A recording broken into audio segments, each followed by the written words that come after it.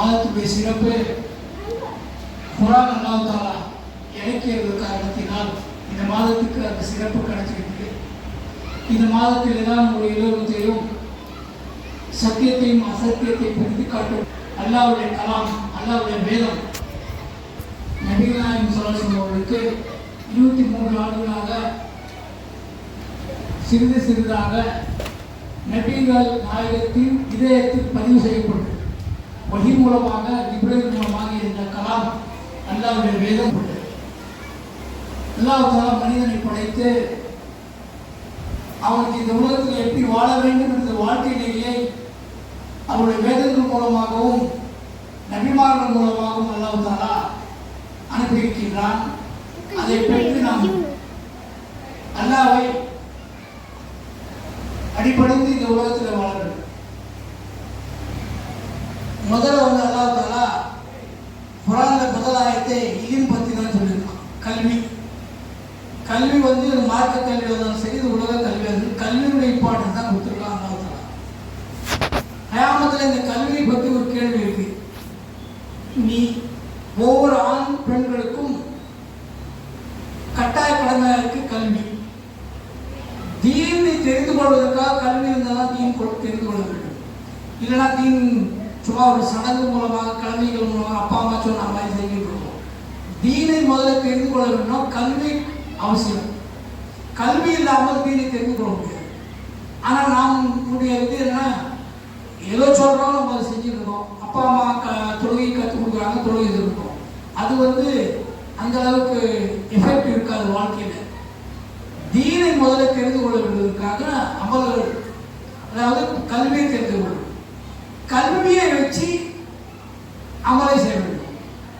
நாளைக்கு கியாமத்தில் அல்லாஹ் தஆலா ஏன் கல்வி நீ கற்றுக்கொள்ளவில்லை அப்படின்னு சொல்லி கேள்வி இருக்கு. பல கேள்விகள், இது ஒரு கேள்வி இருக்கு. கல்வி ஏன் நீ கற்றுக்கொள்ள? கல்வினா உலக கல்வி கற்றுக்கிறாங்க, மார்க்க கல்வி சொல்றாங்க. இந்த மார்க்க கல்வி ஏன் கற்றுக்கொள்ள? மார்க்க கல்வி கற்றுனா அல்லாஹ்வுடைய தீனை தெரிந்து கொள்ள வேண்டும். தீன் தெரிந்தால்தான் அமல் செய்ய வேண்டும். அமல் செஞ்சாதான் அல்லாஹ்வுடைய பொருத்தத்தை பெற வேண்டும். அப்போ அந்த தீனுடைய அந்த கல்வியுடைய இம்பார்ட்டன்ஸ் நம்மளுக்கு தெரியல. ஒரு வசூ எப்படி செய்யணும், அதோட மசாலா இல்லைன்னா கல்வி இருந்தால் தான் செய்ய முடியும். இலிம் இருந்தாலும் இலிம் இல்லாமல் முடியாது. இலிமுடைய அத்தனை தீனுடைய அத்தனை விஷயங்களையும் இலிமின் மூலமாக தெரிந்து கொள்ள முடியும். இல்லைன்னா தெரிந்து கொள்ளவும் முடியாது. அது ஒரு ஜஸ்ட் ஒரு இதுவாக இருக்கக்கூடிய. அதனால அல்லாஹ் தஆலா முதல் மனிதன் ஆதம் அலைஹிஸ்ஸலாத்துக்கு எல்லா கல்வியும் கற்றுக் கொடுத்துட்டாங்க. அவனே கற்றுக் கொடுத்துட்டான் முதல் மனிதனுக்கு. எப்படி எது கரெக்ட் எது அங்கே எல்லாமே அந்த ஆதம் அலைஹிஸ்ஸலாத்துக்கு அல்லாஹ் தஆலா தீனுடைய விஷயத்தை பற்றி எல்லாமே, அது இல்லாமல் உலக கல்வியும் கற்றுக் கொடுத்துட்டான். 2 கல்வியும் இப்போதான் 2 கல்வி பிரித்து வச்சிருக்காங்க. ஆனால் நபிகளோட காலத்தில் எல்லாம் ஒரே கல்வி. குர்ஆன் சொல்லக்கூடியது கல்வி ஒன்று தான். அது ரிசர்ச்சாக இருந்தாலும் சரி, அது வஹி மூலமாக இறக்கப்பட்ட கல்வியாக இருந்தாலும் சரி. கல்வியில் 2 விதமாக இப்போ பிரித்து வச்சிருக்காங்க. வஹி மூலமாக நபிமார்களுக்கு வழங்கப்பட்ட கல்வி வஹி மூலமாக அது கிடைக்கக்கூடிய, வேதங்கள் மூலமாக கிடைக்கக்கூடிய கல்வி. இந்த உலக கல்வி ரிசர்ச் அண்ட் டெவலப்மெண்ட் இப்போ பண்ணியிருக்காங்க பாருங்க, அந்த கல்வி அது சொல்லுது. 2 கல்வியும் மனிதனுக்கு இம்பார்ட்டன்ஸ். இந்த கல்வியில முதல் கேட்கிற கேள்வி மார்க்க கல்வியில கியாமத்தில் கேட்கப்படும். உலக கல்வி பற்றி அவ்வளோ கேட்கப்பட மாட்டாது, மார்க்க கல்வி தான். அப்போ இன்னைக்கு நடக்கக்கூடிய எல்லாமே கல்வியின் மூலமாக அமலை பண்ண வேண்டும். அல்லாஹ் தஆலா மனிதனுக்கு பல உறுப்புகளை கொடுத்திருக்கான். காது, கண்ணு, பிரெயின். இது 3 வச்சு மனிதன் என்ன பண்ணணும், அந்த கல்வியை ஹாசில் பண்ணணும், கற்றுக்கொள்ள வேண்டும்.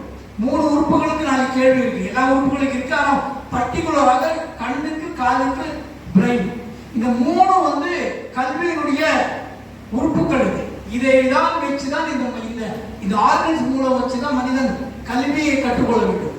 கல்வியை எது கற்றுக்கிறான்னா, தன்னை படைத்த ரப்புக்கு அவன் பேசாம பண்ணணும், புரிந்து கொள்ள வேண்டும். ரப்புக்கு புரிந்து கொள்ளலாம். ரப்பு இருக்கிறான்னு சொல்லி நம்ம நினைச்சிருக்கோடைய, ஆனா யகீன் வரல. யகீன்னா உறுதியான நம்பிக்கை நம்ம கிட்ட இருக்கு. ஆனால் அல்லாஹ் இருக்கான், அல்லாஹ்வோட கலாம் அவ்வளவுதான் இருக்கக்கூடிய அதோட உறுதியான நம்பிக்கை நம்ம உள்ளத்துல உடனே இறங்கல. அப்ப அந்த கல்வியை கற்றாதான் மனிதனை படைத்த ரப்புக்கு அவன் புரிந்து கொள்ள வேண்டும். அதுக்காக தான் இந்த உறுப்புகளை கொடுத்துட்டு நீ கல்வியை கற்று சொல்லி முதல் ஆயத்தை குர்ஆன்ல இந்த உறுப்புகள் மூலமாக நீ சிந்தி அதுல இருந்து ஒரு இது உலகத்தை பார், இது வந்து மழை பெய்யும் பார், இது காற்று பார், பூமியில இருந்து விளையுது பார், எல்லா மனிதனுடைய எல்லாமே இந்த பினாமினியா வந்து டோட்டலா மனிதன் வந்து உனக்கு கொடுக்கப்பட்டிருக்க கண்ணு காது பிரெயின் இது மூலமாக நீ அப்சர்வ் பண்ண. இதுல இருந்து நீ என்ன பண்ணிப்ப, தன்னை படைத்த ரப்புக்கு நீ அடையாளம் கண்டு கொடுப்ப. அந்த ரப்பை புரிந்து கொண்ட பிறகு அவனுக்கு நீ அடிமையா இருக்கணும். அந்த அடிமையா இருக்கு கல்வி ரொம்ப இம்பார்ட்டன்ட். இது இல்லைன்னா இன்னைக்கு சவாப் என்ற விஷயத்துல நிறைய பித்தத்துகள் செய்யறாங்க. எல்லாமே சவாப்னு சொல்றாங்க, கல்வி இருந்தால் அதை பித்து செய்ய மாட்டாங்க. எது கரெக்ட் எது ராங்னு சொல்லி அவனே கண்டுபிடிச்சுவான். இப்ப நிறைய பித்தத்துகள் உலகத்துல வருது, கல்வியின் அறியாமை தான் பித்தத்தை வருது. சவாப் என்ற முறையில புதுசா தீன்ல சேர்க்கிறாங்க. தீன்ல எதுவுமே புதுசா சேர்க்கறதுக்கு தீன் கம்ப்ளீட் ஆயிடுச்சு குரான் அல்லாஹ் சொல்லலாம். அல்லாஹ் தீன் கம்ப்ளீட் பண்ணிட்டான். அதுல ஆட் பண்ண முடியாது, அதுல வந்து எடுக்கவும் முடியாது. அதுல வந்து தீன்ல புதுசா ஆட் பண்ணாது, அதை டெலிட் பண்ண முடியாது. தீன் கம்ப்ளீட் ஆகி போச்சு. நீங்க புதுசா என்ன ஒரு ஆட் பண்ணீங்கன்னா அது வந்து பித்தத்துல போகும். பித்தத்து வந்து எக்ஸ்ட்ரீம்ல குப்ரால போகும். குப்ரால வந்து என்ன ஆயிடும், குஃபர்ல போயிடும். குஃபர்னா ஜஹன்னம் தான். ஜஹன்னம்னா நரக எரிப்பு தான் நம்ம காத்திருக்கு. அப்போ அது இன்னைக்கு கூட பாத்தீங்கன்னா இந்த தராபி தொழில் பார்த்தீங்கன்னா எங்க பார்த்தாலும் ஒரே கன்ஃபியூஸ் 20 ரக்காத்தா 8 ரக்காத்தா இல்லையான்னு சொல்லி ஒரே கன்ஃபியூஸ்ல சில ஆலிம்கள் இப்படி சொல்றாங்க, சில ஆலிம்கள் சொல்றாங்க, சில மதம் இப்படி சொல்லு, சில இமாம்கள் இப்படி சொல்றாங்க. ஆனா சிம்பிளா திங்க் பண்ணீங்கன்னா அல்லாஹ் தஆலா என்ன சொல்றேன்னா, பகலுடைய இபாதத்கள் நான் ஃபரதாக்கப்பட்டேன். ரம்ஜான் மாதத்துல மட்டும் பகல்ல இருக்க இபாதத்கள் ஃபரதாக்கப்பட்டது. இரவுல இருக்க இபாதத்கள் மனிதனுக்கு சாய்ஸா விட்டுட்டான். உன்னால எவ்வளவு முடியுமோ அது செய். அதுக்கு ஃபிக்ஸ் பண்ணல, 20 8 11 எல்லாமே ஃபிக்ஸ் பண்ணல. நல்ல லாபம். இரவுடைய ரம்ஜான் மாதிரி இரவு இபாதத் மனிதனுக்கு சாய்ஸ் கொடுத்துட்டான். உன்னால உனக்கு உடம்பு எவ்வளவு முடியுமோ அந்த அளவுக்கு நீ செய். 8 செய், 20 செய், இல்ல 40 செய், 100 செய். லிமிட் பிரில எல்லாம் சொல்ற, நபிகள் சொல்ற. ஆனா நம்மளா வந்து பிரச்சனை நம்மள 8 20. ஆனா அவன் என்ன பண்ண ஃபிக்ஸ் பண்ண.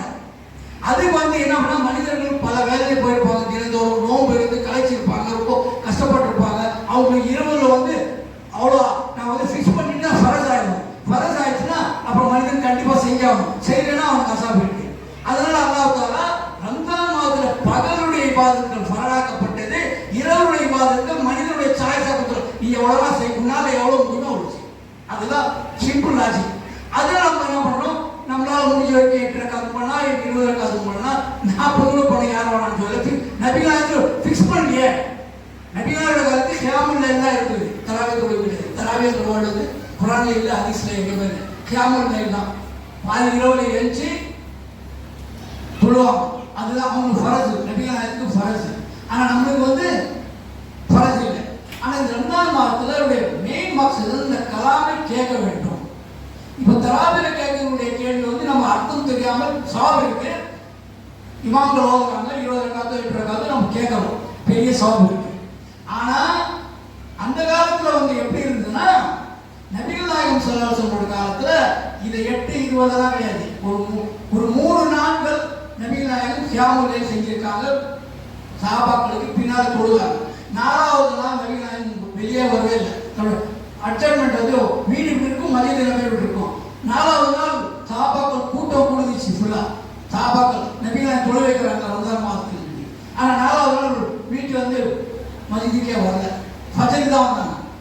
அப்போ நபிகள் சஹாபாக்கள் எல்லாம் நீங்க ஒரே சொல்லி நாங்க எதிர்பார்த்தோம், நீங்க வரலன்னா நான் ஏன் வரல, நான் முழிச்சுதான் இருந்தா நான் ஏன் வரலன்னா, நான் வந்து 4வது நாள் 20 அவங்க தான் ஆரம்பிச்சாங்கன்னா ஹதீஸ்ல எதுவுமே இல்லை.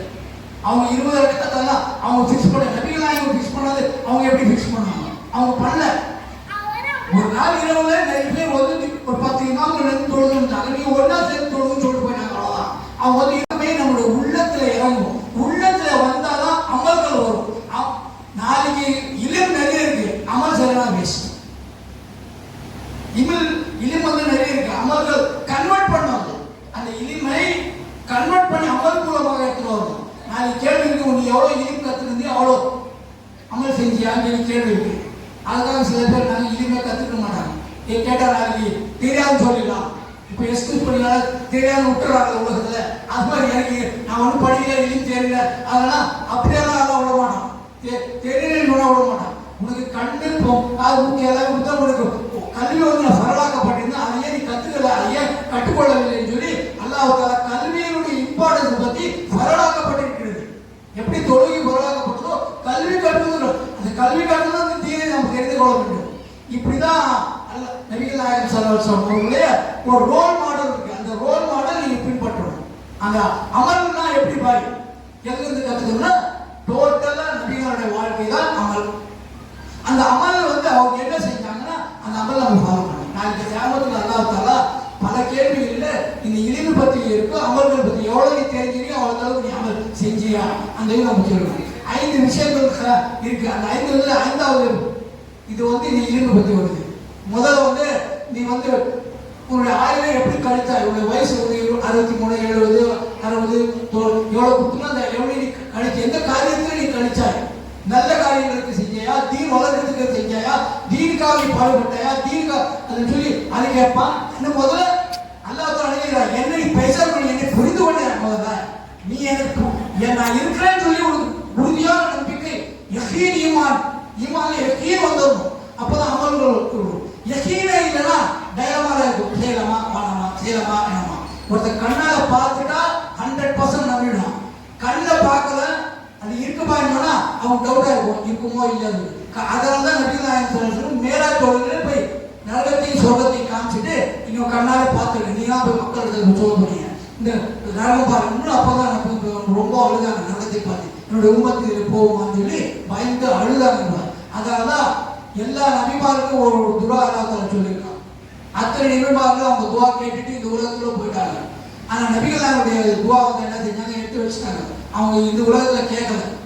எதுக்காக கேட்கலன்னா அவங்க கேட்டாங்க நீ ஏன் செய்யணும்னா நான் என்னுடைய உம்மத்துக்கு கியாமத்துக்காக நான் எடுத்து வச்சுட்டேன், கியாமத்துல ஷஃபாத்துக்காக நான் என்னுடைய உம்மத்துக்கு நான் இந்த துவா செய்ய போறேன் அப்படின்னு சொல்லி அவங்களுடைய துவாவை அவங்க ரிசர்வ் பண்ணி வச்சுட்டாங்க. உலகத்துல கேட்கல.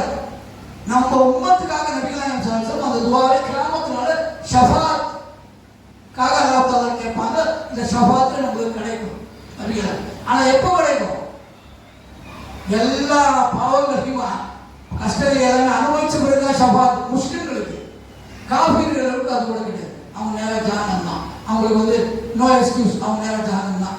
முஸ்லிம்களுக்கு மட்டும் பாவங்கள் செஞ்சு ஈமான் இருக்கிற காரணத்தினால பாவங்கள் அனுபவிச்ச பிறகு அவங்களுக்கு நபிகளுடைய ஷஃபாத்தின் மூலமாக எல்லா முஸ்லிம்களுக்கும் நாளைக்கு சொர்க்கத்தில் அனுப்புவாங்க. எல்லா முஸ்லிம்களும் சொர்க்கத்தில் போவாங்க. எவ்வளவு பாவங்கள் செய்ய அதெல்லாம் செஞ்சுட்டு போயிருக்கு. ஆனா எவன் ரொம்ப பாக்கியசாலினா முதல் அட்டம்ல கியாமத்துல போனோடனே ஜன்னத்துக்கு போ அப்படின்னு அனுப்பிச்சிடணும். அந்த லிஸ்ட்ல வந்தாதான் அவனுக்கு மற்றவங்க எல்லாமே நரகத்துல வேதனை அனுபவிச்சுட்டு தான் நம்ம ஜன்னத்துக்கு போறோம். அப்படி இல்லாம முதல் அட்டம்ல எப்படி சிஏ டெக்னிக்கல் எக்ஸாம் வந்து எல்லாமே வந்து ஃபர்ஸ்ட் அட்டம்ல பாஸ் பண்றாங்க பாரு. அவனோட மெரிட்டே தனி ஐஏஎஸ் ஆஃபீஸ் ஃபர்ஸ்ட் அட்டம்ல போதும் எல்லாரும் 2 பேர். அது மாதிரி ஃபர்ஸ்ட் அட்டம்ல கியாமத்துல போறோம்னு நீ முதல்ல சொர்க்கத்துக்கு போய் சொல்லி பாதுகாப்பு அல்லாஹ் அனுப்பிச்சிடணும். அந்த அட்டம்ல நம்ம வரணும்னா நம்மளுடைய அமல்கள் எல்லாமே நாம் அல்லாஹ்வுக்கு பயந்து அல்லாஹ்வுடைய கலாமை தெரிந்து கொண்டு புரிந்து கொண்டு அதனுடைய இனிமை அந்த அமல் மூலமாக நம்ம கன்வெர்ட் பண்ணி அல்லாஹ்வுக்கு பேசான் பண்ணி நாம் இந்த உலகத்தில் நம்முடைய வாழ்க்கையை வாழ வேண்டும் என்று கூறி என்னுடைய உரையை மூத்திரவாக்கி இருந்தாலும் அல்ஹம்துலில்லாஹி ரப்பில் ஆலமீன்.